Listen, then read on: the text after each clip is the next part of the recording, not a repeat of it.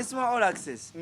njagala tukuwemuko ku tochi ku mbeera eyabadde ku pate ya Sheila Gashumba taata we n'omuvubuka amanyikiddwa nga Rickman boyfriend we omukulu gwe yayita Kookie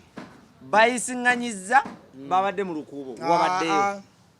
tebayisiŋŋanyiza ebifaananyi byammwe bya kiyayi tolaba ne kiisi gye mwakoze era mwayongezaamu omumwa mu kibastardizing sirayina obumwa butono nnyo butono ne Rickman alina obumwa butono naye mwe mwagifudde ng'egyakapere egyasiya simanyi sira yatandika ddi okuba n'omumwa emitini sirayina bulipisi mutini mpozi omwegomba bwegombi oli mwana waffe sira y'omu ku bawala balina lipses ennungi mu Uganda ate ab'obugundi obuki obutono omukulu yagambye nti ye teyamulabako ku pate wadde waliyo teyamulaba kubanga mwe temutegera Luganda okulaba omuzadde si kwe kulaba n'amaaso ku mukolo sira yatayanjulanga Rickman wa taata we yabadde alina okujja ku mukolo n'asituka n'agamba daddi nazze neki ne boyfriend naye gwe newooyitawo newookola ki era tetutwala nti yakulabye era teyamulaba omukulu omwana yabadde aganye n'okujja ku pati Frank Gashumba bamaze mukubira simu n'alyoka ajja essaawa eyo 8 naye ate ne Frank alina okusigala modern nga bw'alabika kubanga is a true picture of a modern father alina otutegera nti omuntu aba 26 aba ne sexy abeera n'amabeere abeera ne boyfriend they kiss. These are all things people do when they are 26. Okay. Yes, so what is strange? I know kumanya nti no omuzadde moving on wadde kasira katono nti asobola okulaba just 26 years like yesterday naye alina okukkiriza nti Sira muwala kuba Sira agamba newe naleeta muwala wa Ronaldo manya mutabani wa Ronaldo ajja sigala takkiriza bweki kati ne tugamba Mr. Frank olina okukkiriza Rickman n'omulabamu ebiki ebirungi ekitegeeza Frank Gashumba buli muntu gwe baleeta okumwanjulira tamukkiririzaamu omwana ayagala most African fathers omuwala waleeta omulenzi sera ebisinga taata wakwogereza okulaba ebirungi muki nawe wennyini nga wano omulimu gw'okola wonoofuna omuwala era ojja laba nga Sezaala munamawulire akola interview kubanga alina kyasuubiriza muwala we jet naye tamanyi muwala we teyamusomesa kimalaasa ow'amawulire kinene nnyo gyali anti ayinza okuba nga omuwala yennyini gwe bakuyisizaamu amaaso ng'ate ye talina nakkaaliya naye ng'ate yo Sezaala agitutte nga ki nga ntono do you get it kati kyekiruma ekyo naye abaana babadde ku internet ne bakuba omwana nze njagala amulabemu ekyamagezi kubanga oyo omwana alimu ebyamagezi bingi Rickman muswidi bwawasa Sira afuuka muswidi Sira ku lupapula bamuterako ba next of kin taata we ne Gashumba afuuka muswidi buno butabo bumyufu alina omulabamu ebirungi n'alema mulabamu biki bibi byokka tetuli mu 90s tayinza kusala baka bush tayinza sala French cat waliwo basiba nviiri na pini zino oba ali omwagaliza ba diplomat si baafunye alinde bwe banakyawagana ba diplomat bajja kukola ki njagala mukubirizanga mukwano gwange talina otandika omulabamu ebiki ebirungi otherwise ate n'omulenzi oyinza omwekyaya abantu tudde balina stress mungi oyinza okukeeranga muvubuka yafudde so si kirungi mulaga nnyo nti kibi okwagala mwanawo ate nga ddala ye Rickman ali mulaavu ani oluboba otunuulira olowooza kubana ababiri ani asinga okwagala kuba tulaba buli kimu ayagala nnyo Sira nga buli kimu Sira ate Sira yamanyikiddwa ennyo naye nga Rickman ayagala nnyo Sira kuba abaswidi abaana tebabatraininga nnyo kuva kwono kudda kwono ate ne mu Africa babatiisa nti abantu balwadde endwadde nnyingi kati ye waba yakebeza Sira nga mulamu newe munaayogera biki ate yo Sweden emutraininga mu Sweden buli kimu teweetaka girlfriend waba alina emmotoka teweetaaga gula ndala mubeere ku eyo ne waba alina apartment teweetaaga funa ki ndala mubeere ku eyo nga tumaliriza Sira yasindika boyfriend we agende Bulaaya alaba akapiira ka Arsenal ku luno boyfriend asindise Sira amutwala kubanga bye bintu mu Sweden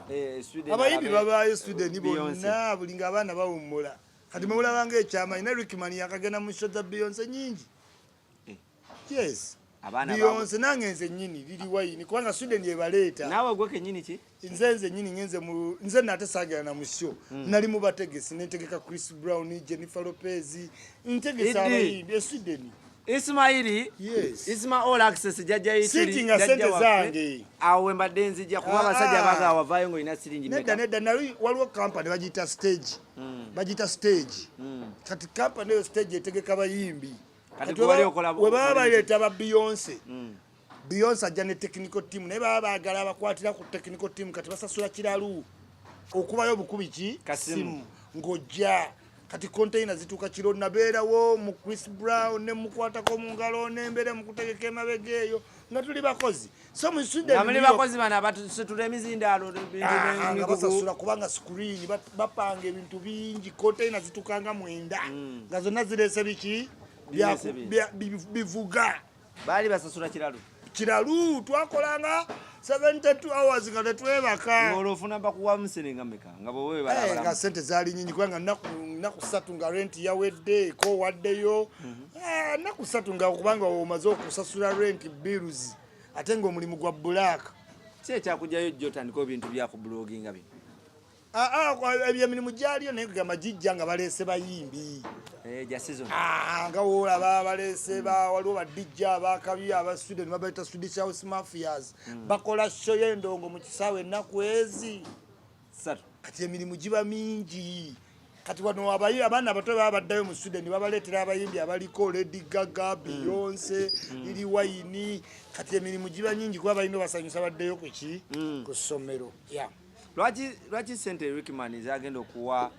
Sheila Gashumba tabaako kyazikolamu kati nnyo Rickman tebali bubi Rickman ewaabo omanyiyo dina mukatono mama we bangamba yate Sweden kyogamba nti bw'aveeri anajja wano n'abamba omwana oyo ye lwaki sente bw'aba zino zonna zateeka mu mukyala we oba mu Sheila Gashumba taziteeka music teyegomba ku bafiiki abaana abo ng'ayegomba ate mukazi we agent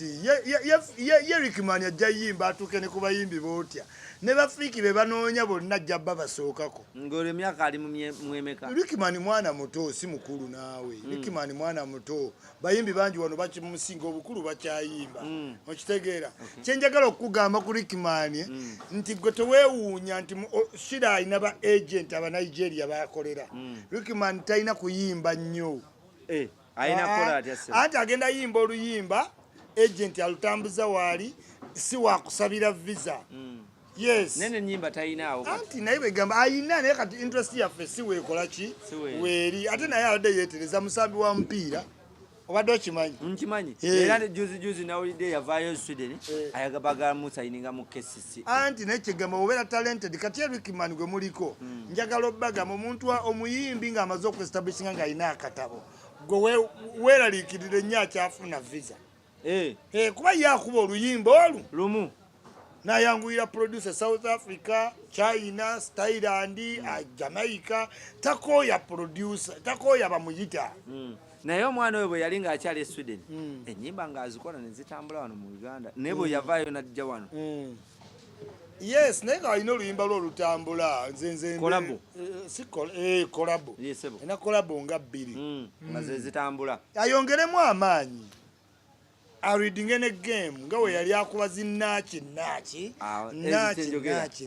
yes ndowooza luli yali alina obudde ne bakyaliibe kati obudde talina abala girlfriend bawandika ku script so ye addeyo mu bakyaliibe bafune ebyali bitunda zinnaaki oyinza osanga nga redirecting kyekiweesemu obuki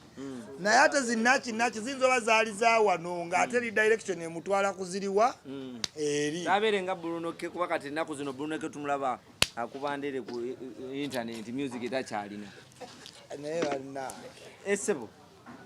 Bruno ke kati Bruno ke nkubuuzizzaako nnyo kasita omwana wa ambassador ebintu bitambula va ku bigambo by'abannamawulire Bruno ke alina n'oluyimba olupya lweyimbidde lwa Luganda alina lwe yakola ne Wizo gw'otamugoberera kulaba nnyimba ze sebo ennyimba buli wamu mbaawo Isma Olaxess zikubawa n'oluyimba lukubawo olwo omanyi kati gwe togenda kololo kubanga ogende mutungo n'olowooza ennyimba ziri eyo sebo nsiiba kololo tugende ku topic endala Bruno Kama nkutumidde nnyo Ya, TV oluyimba terukuba. Ennyimba tezikyakuba. Ate alina omuntu we kweni TV. Naye tazakola ki? Naye terukubayo. Baba wendudde naye. Bruno ke webale nnyo okulabirira omwana. Briera alabika bulungi webale mufuna na endorsements. Ate omukyala. Bruno ke tannafuna mukyala. Ate oli gundi. Farida si mukyala we. Naye lwaki tamuyamba akafazayi nezikuba ewaabwe. Ngate chaliwe. Farida takola mu production za music. Asobola okubirezo connections zetwogerako. Oyina omuntu asobola okuyambako mu connecting naye. Asoka alukube yennyini ku Facebook ye bajjalula bane ku Facebook live balulabirako Bruno w'amaanyi ku media. Nawe okitegedde nti terina wele kuba omugamba akuba ku Facebook. Abayo olw'ennyimba abayimbi balabuse ba epas tekimugasa kuba luyimba lwe nga tomuwaki sente kati ateeka ku platform ereeta ki sente oba ekyamugjeeko kuba yakoze posta gye nalabye ku social media handles ze n'agamba nti abayimbi bambwa mukola kolabo ne mwesuubiza ensi n'eggulu mugenda pushinga n'alukulekera ng'ategeeza abayimbi b'omu Uganda anti era omuyimbi ajja lukulekera oluyimba senga aba mu position nti yeggwe yeetaaga kolabo yes kubanga abana ebyopushinga biki bingi era omuyimbi yeetaaga kolabo yalina okukola ennyo gisindika so tosuubira kolabo egenda osindikibwa abantu babiri ogenda olaba ng'era omu yamala tteekamu omulala n'alaba ng'etambudde n'akola ki bwe bityo bibasagala musajja waffe oyo Bruno ke mugamba kimu kyali wange kale tulina okulya lunch ku Middle East nembaamu bize towuliriza bigambo by'abaana mawulire awe yadda lunch agisobola anti endorsement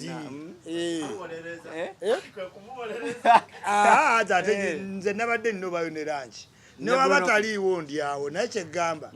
ate ba Bruno ke mubatye nnyo okusigala mu maaso g'abantu ng'ate miziko takubye nnyo okitegeera bajja mmala bakube ne mubantu yakoze eki kambe ku interview kati waliwo atwagira